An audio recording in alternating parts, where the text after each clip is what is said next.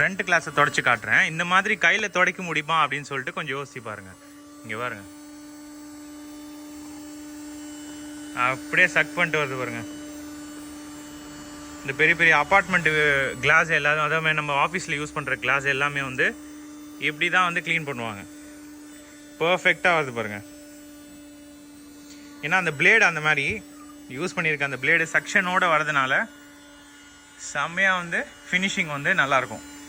இங்கே பாருங்கள், reverse front பாருங்கள், அப்படியே உறிஞ்சிட்டே வருது பாருங்கள்.